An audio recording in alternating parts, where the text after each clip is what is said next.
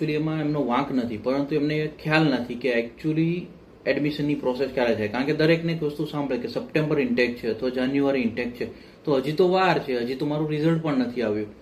આને કારણે એમને એવું થાય છે કે એક વખત રિઝલ્ટ આવી જાય પછી હું ટ્રાય ચાલુ કરીશ, પછી હું બધા પ્લાનિંગ ચાલુ કરીશ. પરંતુ એકચ્યુઅલી જ્યારે બી તમારે અબ્રોડ જવાનું સપનું હોય ને, તો એની તૈયારીઓ તમારે અત્યારથી કરવી પડે. જેવી તમારી એક્ઝામ પૂરી થઈ જાય છે તમારે સ્ટાર્ટ કરી દેવી જોઈએ. બીકોઝ રિઝલ્ટ એટલા માટે બી રિઝલ્ટ આવે ત્યારે તમે અપડેટ કરી શકો, પણ ફોરેન યુનિવર્સિટીઝમાં કન્ડિશનલ એપ્લિકેશનો ઓલરેડી ઓપ્શન અવેલેબલ હોય છે, તો તમારે ચાન્સ ના જવા દેવો પડે. કારણ કે ફાયદો શું થાય વિદ્યાર્થીઓને કે અત્યારથી જો કોઈ જગ્યાએ એડમિશન લેશે તો મેક્ઝિમમ જે સ્કોલરશિપ મળતી હોય ને એના બેનિફિટ્સ એમને મળી શકે.